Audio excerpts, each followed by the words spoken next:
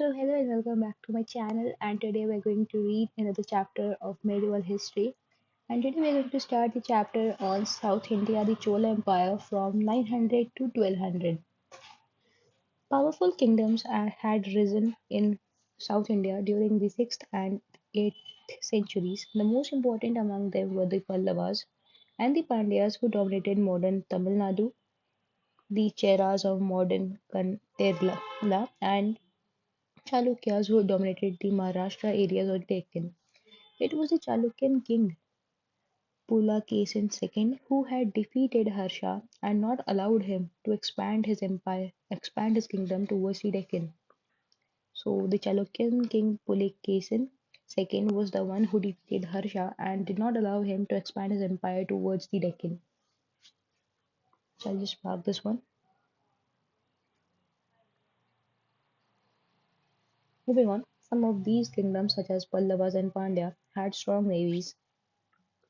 They also played an important role in strengthening economic, religious, and cultural relations with the countries of Southeast Asia and with China. Their navies enabled them to invade and rule some parts of Sri Lanka for some time.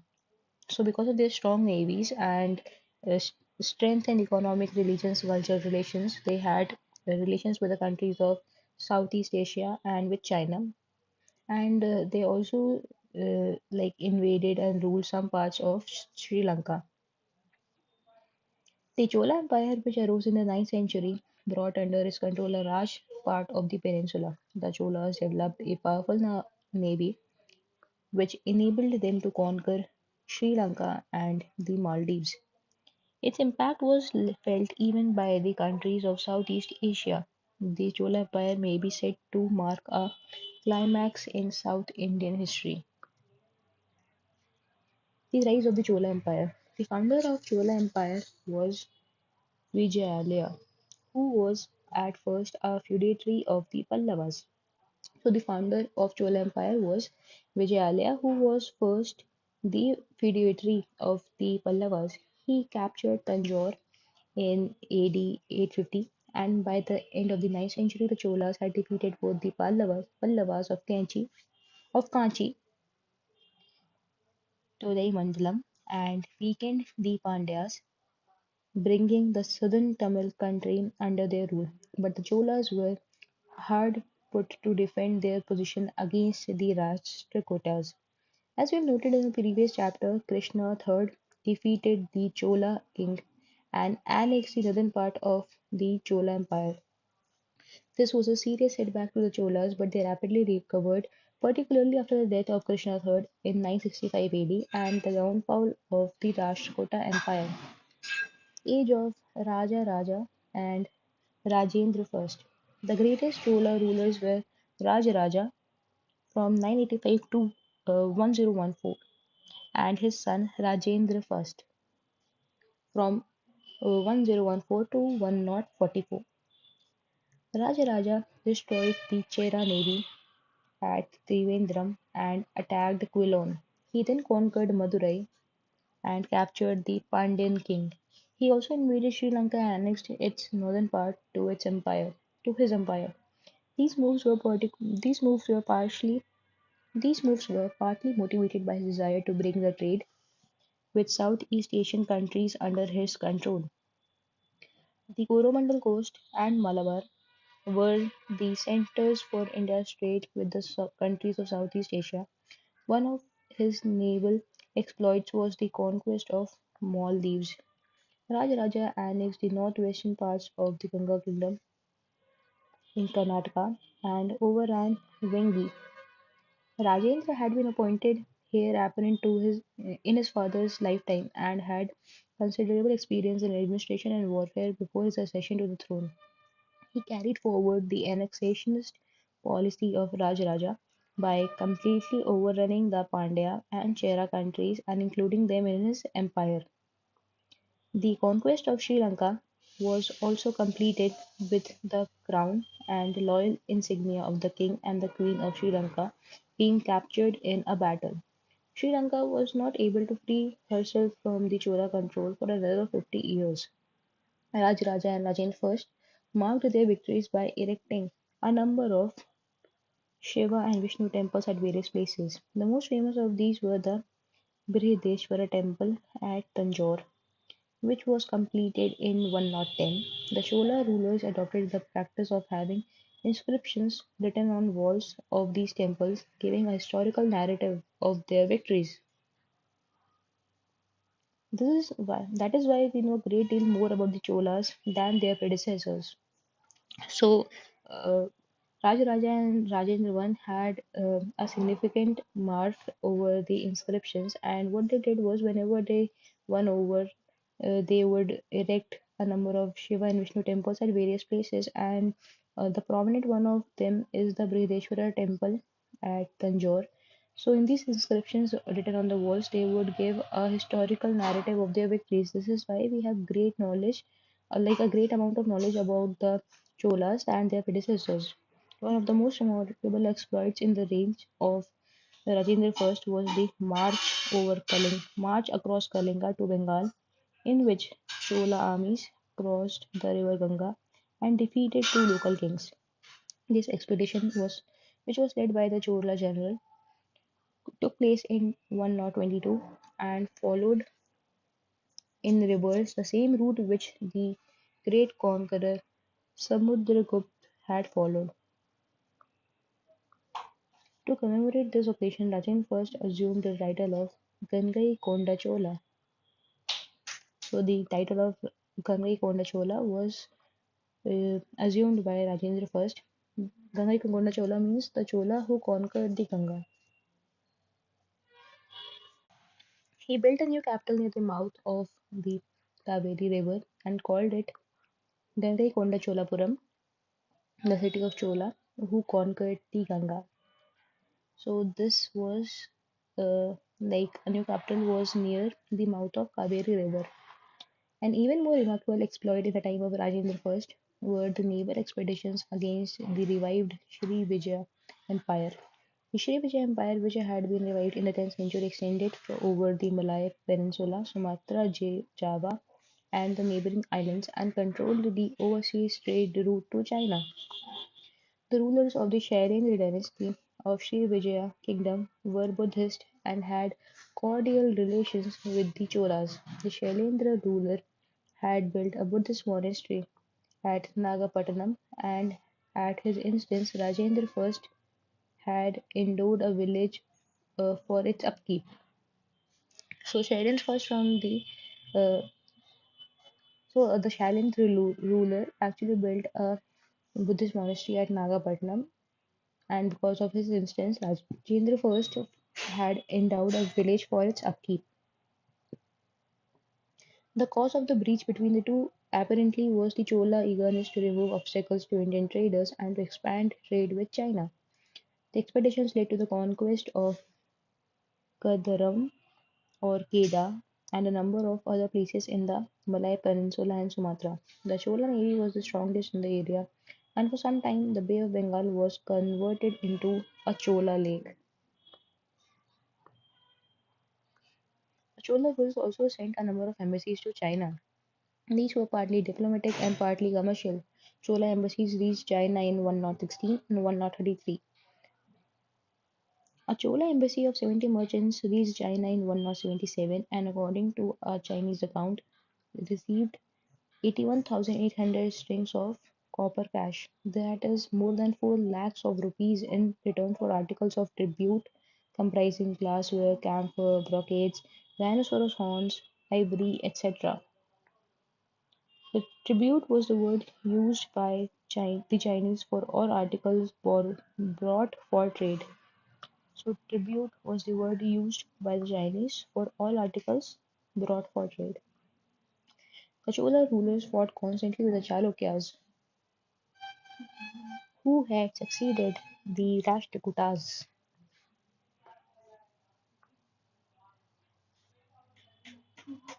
These are called later Chalukyas, and the capital was at Kalyani. The Cholas and the later Chalukyas clashed for the overlordship of Vengi, Rayalaseema, the Tungabhadra, Doab, and the Ganga ruled country in northwest Karnataka. Neither side was able to gain a decisive victory in this context, and ultimately it exhausted both the kingdoms. It also appears that the wars were becoming harsher during this time. The Chola rulers sacked and plundered Chalukyan cities including Kalyani and massacred the people including Brahmanas and children. They adopted a similar policy in the Pandyan country, settling military colonies to overawe the population. They destroyed Anuradhapura, the ancient capital of the rulers of Sri Lanka, and treated their king and queen harshly. These are blots in the history of the Chola Empire. However, once they had conquered a country, the Cholas tried to set up a sound system of administration in it. One of the remarkable features of the Chola administration was their encouragement to local self-government in the villages all over their empire. The Chola Empire continued to flourish under during the 12th century, but it declined during the early part of the 13th century. The later Chalukyan Empire in Maharashtra area had also come to an end during the 12th century. The place of the Cholas was taken by the Pandyas and the Hoysalas in the south, and later Chalukyas were replaced by the Yadavas and the Kakatiyas. All these states extended patronage to arts and literature. Unfortunately, they weakened themselves by continual fighting against each other, hacking the towns and not even sparing the temples. Ultimately, they were destroyed by the sultans of Delhi at the beginning of the 14th century. Chola government, local self-government.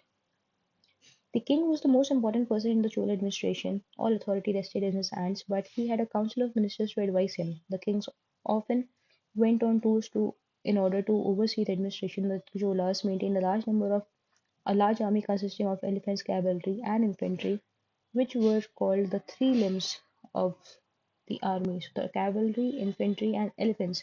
These were the three limbs of the Chola army.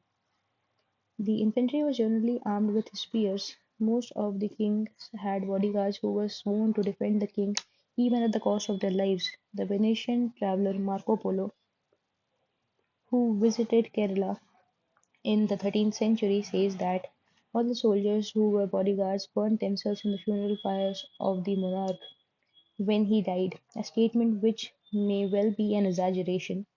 The Cholas also had a strong navy, as we have seen, which dominated the Malabar and Coromandel coast and was sometimes the entire Bay of Bengal. The Chola state included area of central control and loosely administered areas under different types of local control. The state was interspersed with hill people and tribes. The basic unit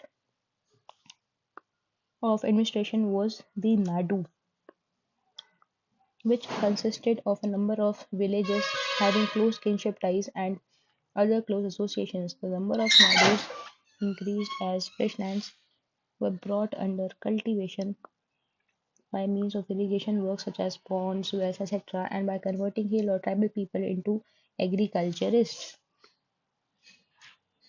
Grants to Brahmanas and temples increased, both of which helped in expanding cultivation. In the Chola kingdom, Nadus were grouped into Valanadus. The Chola state was divided into four mandalams or provinces. Sometimes princes of the royal family were appointed governors of the provinces. Officials were generally paid by giving them assignments of revenue bearing lands. So the basic unit was Nadu, and after that, uh, like when these Nadus were grouped, it was called Vala Nadus, and then the Mandalams.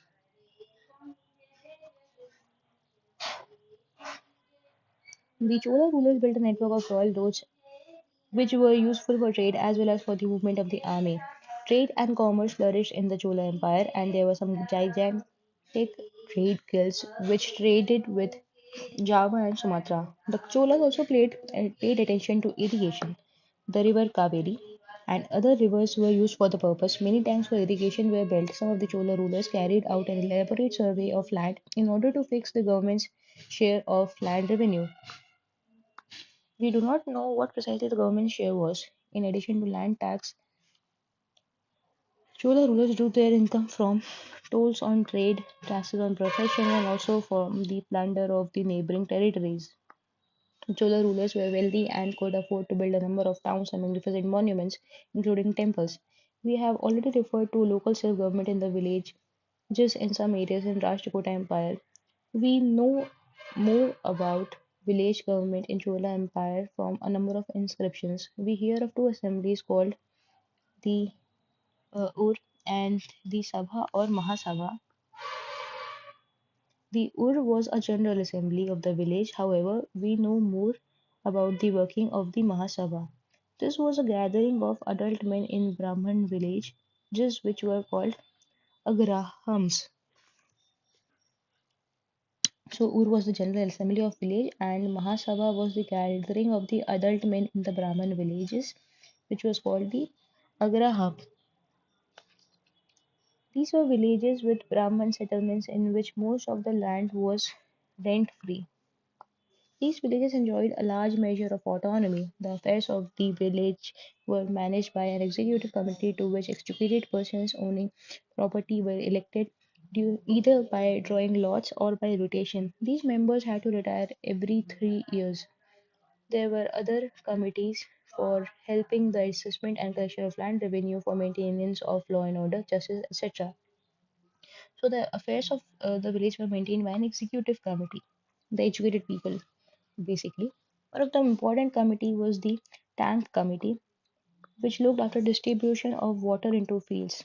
The Mahasabha could distribute new lands and exercise ownership rights over them. It could also raise loans for the village and levy taxes. The self-government enjoyed by these Chola villages was a very fine system. To some extent, this system worked in other villages as well. However, the growth of feudalism, which is discussed in an earlier chapter, restricted their autonomy. Cultural life. The Chola rule saw the further growth and climax of the Bhakti movement, which we have discussed separately.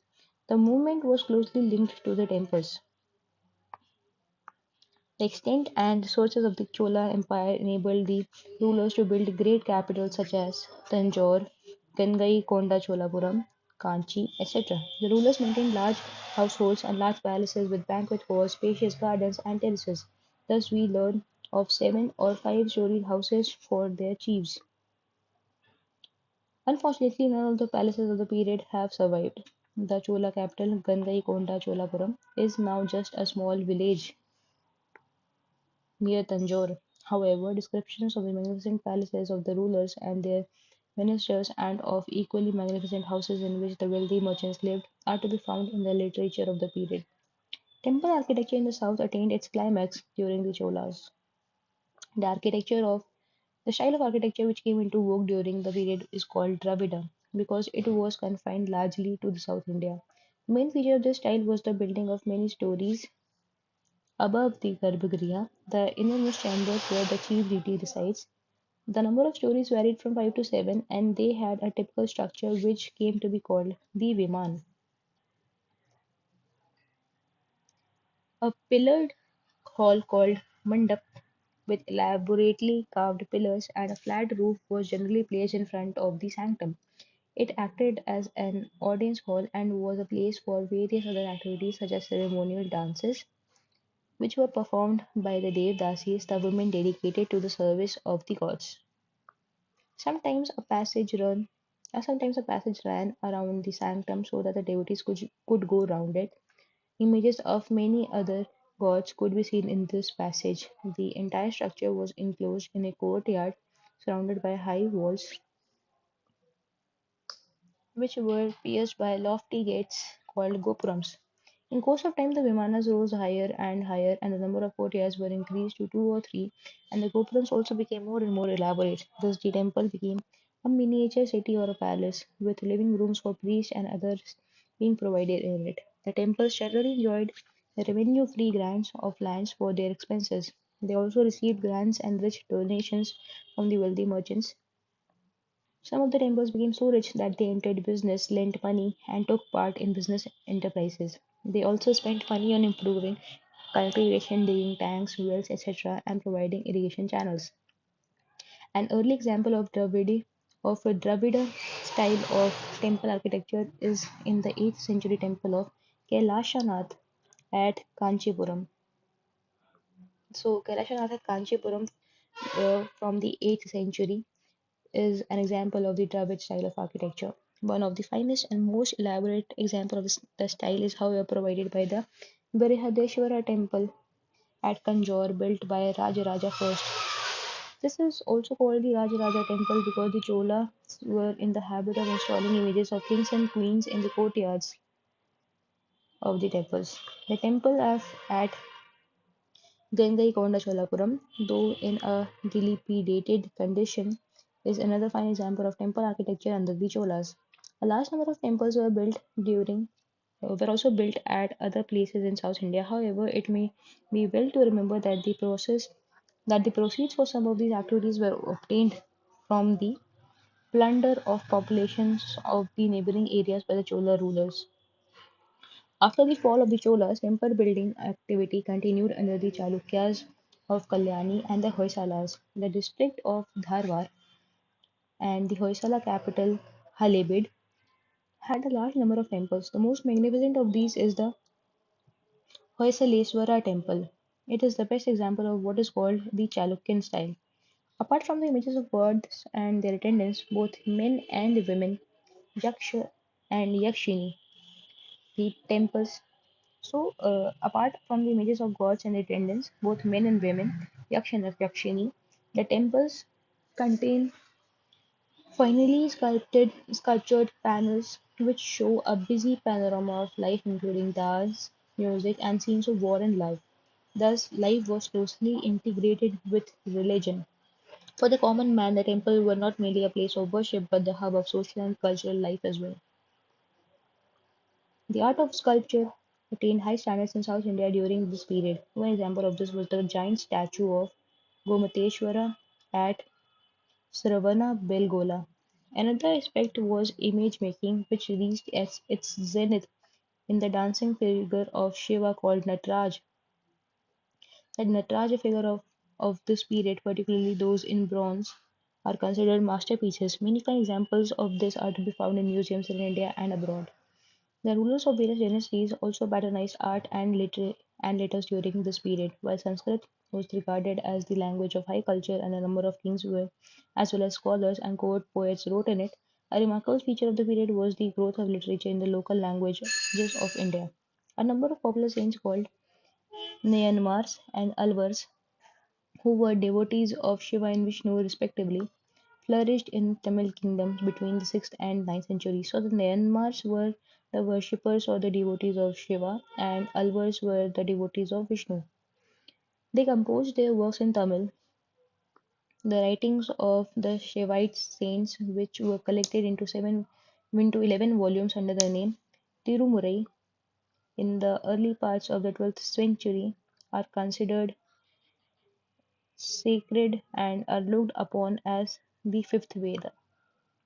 So the writings of the Shivite saints, which were collected into 11 volumes under the name Tirumurai in the early part of the 12th century, are considered sacred and are looked upon as the fifth Veda. The age of Kamban, who is placed in the second half of the 11th and the early part of the 12th century, is regarded as a golden age in Tamil literature.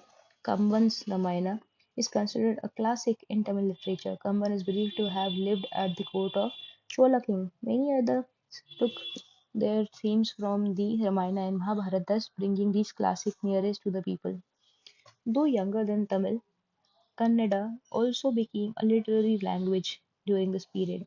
The Rashtrakuta, the Chalukya, and the Hoysalas rulers patronized Kannada as well as Telugu.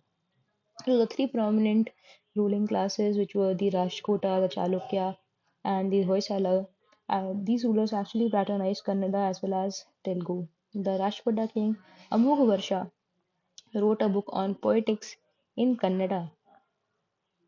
Many Jain scholars also contributed to the growth of Kannada. Pampa, Puna, and Ranna are regarded as the three gems of Kannada poetry.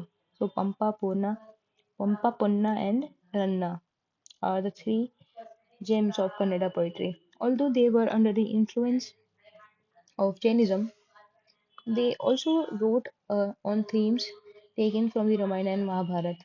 Nannaya, who lived at the court of the Chalukyan king, began the Telugu version of the Mahabharata. The work began by him was completed in the 13th century by Tikanna. Like the Tamil Ramayana, the Telugu Mahabharata was a classic which inspired many subsequent writers. Many folk or popular themes are also to be found in these literature. Popular themes which were not derived from Sanskrit and which reflect popular sentiments and emotions are called Desi or rural in Telugu. The popular themes which were not derived from Sanskrit and which reflect the popular sentiments and emotions are called Desi or rural in Telugu.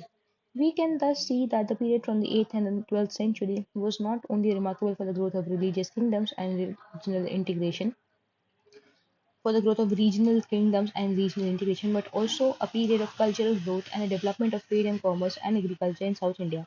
Merchants and artisans increased their strength with the development of foreign trade under the Cholas.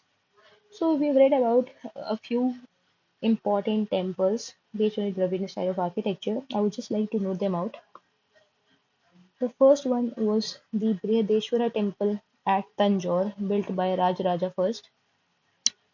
The second was the Hoysaleswar temple, which demonstrated the Chalukyan style.